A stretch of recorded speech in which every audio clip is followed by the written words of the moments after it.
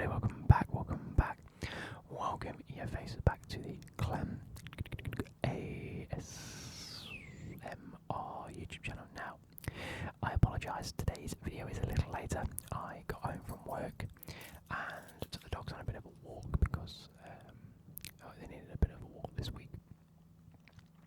We tend to walk them every night before we go to bed, but some days I feel like we need to take them on a bit of a longer walk than just before we get to bed. And so I got home. They've been a bit feisty since I've gone back to, since I've been at work and Becky's gone back to work, so it is what it is. So sort of time I needed to sort the dogs out.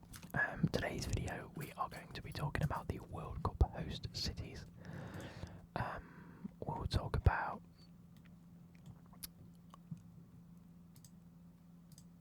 who they are, what they are, countries, etc. for 2026, and we will go from there. I do have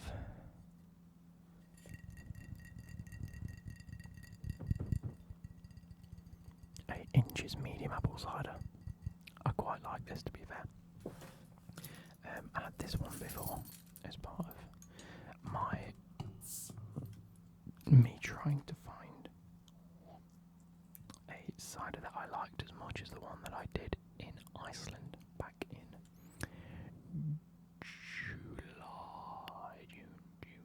June. We went in June, Luke. We went in June. I think.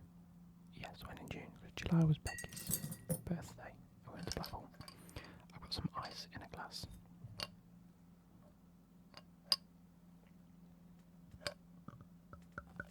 I've spilled some down myself.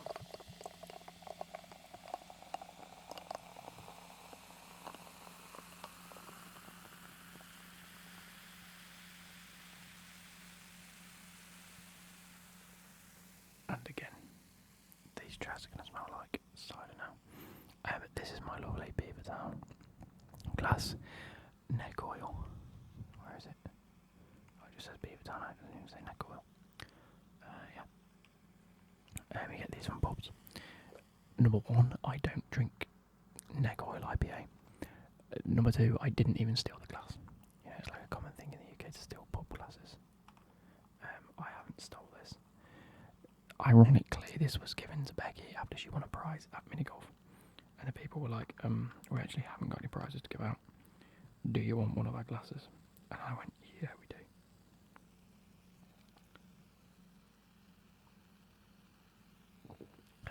It's fizzy. Beautiful though. I don't tend to have ice in my cider, so I don't know why Becky's put ice in the glass, but it is what it is. Nice. So let's get into it. We have the 2026 FIFA World Cup will be co-hosted by 16 cities across the countries of Canada, Mexico, and of course the United States. So this is North America, because Canada, Mexico, and United States. With matches in 11 cities, we'll go into them a little bit in the future. 11 US cities, 3 Mexican cities and 2 Canadian cities. And it will be the first World Cup to be hosted by 3 nations and the first to feature 48 teams. Now yes, it is the international break right now, so that's what I thought I'd have a look at that. So, a key facts about the 2026 World Cup. It is history making, as this will be. This is the AI overview from Google, by the way, that I'm reading. This tournament will be the first co-hosted by 3 nations. The expanded format with 48 teams, it will be the largest World Cup in history. North American roots. The 2026 World Cup returns to North America, where it was previously held in 1970 and 1986 in Mexico and 1994 in the United States. A range of stadiums will be used, with some requiring rebranding due to FIFA's policies on sponsor names. The dates include the tournament will take place from June the 11th to July the 19th, 2026. Now I have the Sky Sports rundown of it. It says the World Cup takes place across the United States, Canada and Mexico. 48 teams will compete. Thomas Tuchel will hope to lead England to the finals, with the European World Cup qualifying starting March 2025, with the draw on December the 13th, so we're quite a way into that now. Obviously having some games already been played.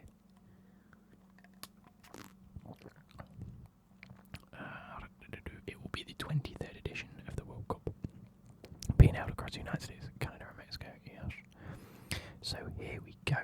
2026 World Cup venues, host cities and stadiums. In the USA we have the Dallas Stadium in Arlington, Texas, with a capacity of 94,000.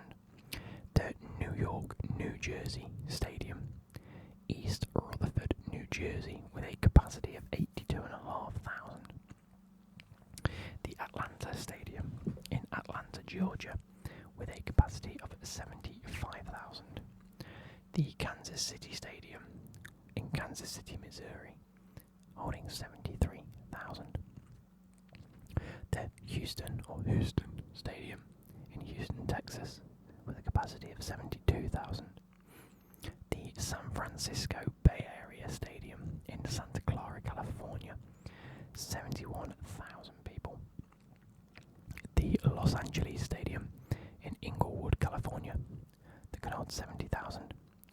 The Philadelphia Stadium in Philadelphia, Pennsylvania, 69,000. The Seattle Stadium in Seattle, Washington, with a capacity of 69,000. I'm assuming that they've just given the stadiums like the place names because they can't do the sponsors. The Boston Stadium in Foxborough, Massachusetts, that holds 65,000, and the Miami Stadium in Miami Gardens, Florida, with a capacity of 65,000. Moving on to Canada, there are two stadiums in Canada, two cities in Canada that are hosting. It is the Toronto Stadium in Toronto, with a capacity of 45,000, and BC Place Vancouver in Vancouver, with a capacity of 54,000. Now moving on to Mexico, there are three stadiums in Mexico that will be used. The Estadio Guadalajara in Zapopan, with a capacity of 48,000.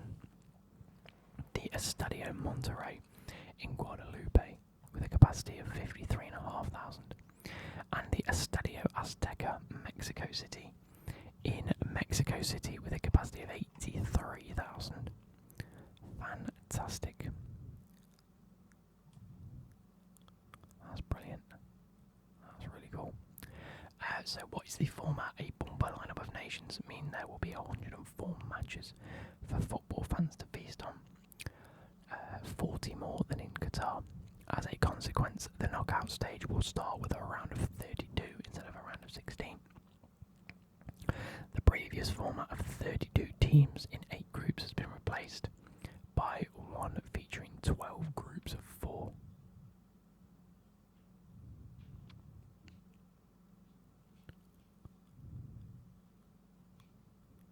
Yeah, so 12 groups instead of 8. There we go, yeah. The top 2 teams in each group plus the 8 best third place teams will advance to the round of 32.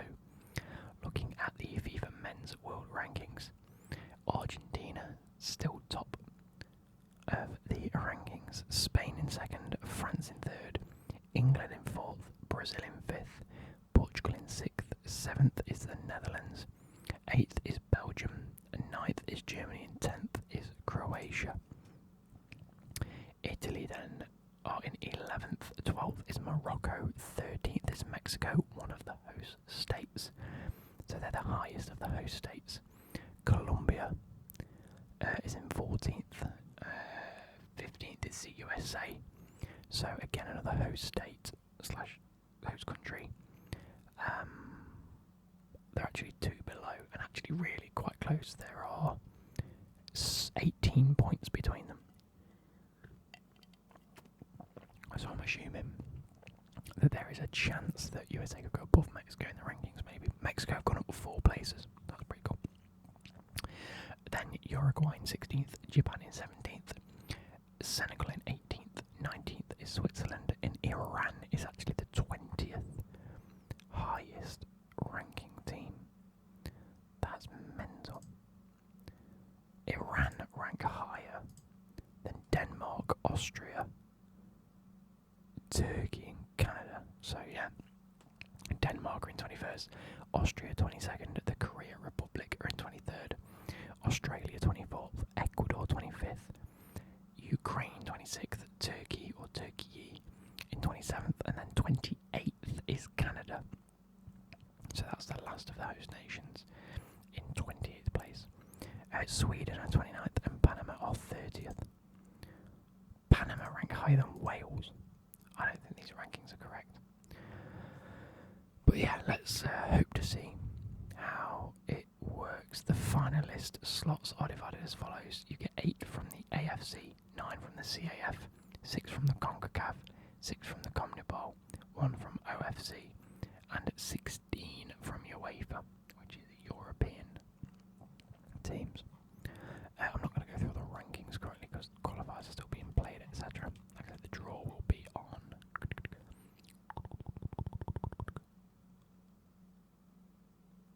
in December. Sorry.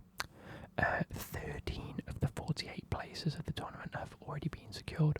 The hosts, USA, Canada, and Mexico, as well as Asian teams Australia, Iran, Japan, Jordan, South Korea, and Uzbekistan. They are some mental teams to go into the draw. Jordan and Uzbekistan is fantastic. Oceania is New Zealand. I don't know why Australia is not counted in the Oceania. I suppose it's about the FIFA leagues, isn't it? And then South America, Argentina, Brazil, and Ecuador have all qualified so far. The full fixture list with group games and kick-off times will only be available after the draw for the final tournament, which FIFA says is expected to take place towards the end of 2025. I know that it said it was going to be in December, didn't they? But FIFA have already announced key dates and confirmed that the opening match will be held in Mexico City, with the final taking place at the New York, New Jersey Stadium, home of the New York Giants and New York Jets. So the group stages will run from the 11th of June till the 27th.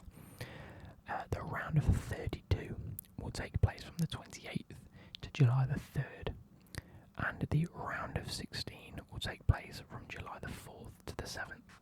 So from June the 11th all the way to July the 7th. So almost a month, maybe 3 weeks, 3.5 weeks. We will have matches of football every day, which is incredible. We then have a 1-day break, so no football on the 8th. We have the quarterfinals on the 9th, 10th and 11th of July. We then take a 2-day break, so for the 12th and 13th. We have semi-finals taking place on the 14th and 15th of July. Then a 3-day break. On July the 8th, they have the 3rd place playoff, or the bronze final, as some countries call it. And then the final being played on July the 19th. So a month and a bit of football. I cannot wait. I can't wait. Yeah, that pretty much wraps this up. I don't think there's anything more to it.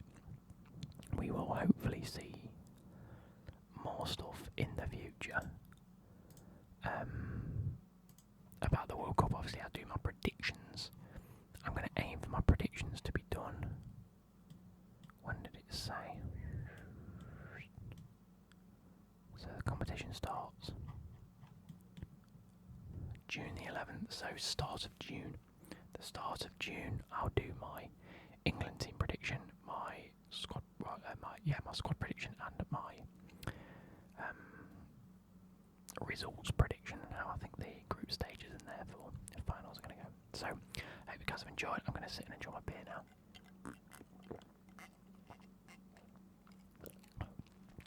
Absolutely beautiful. I hope you enjoy. Goodbye.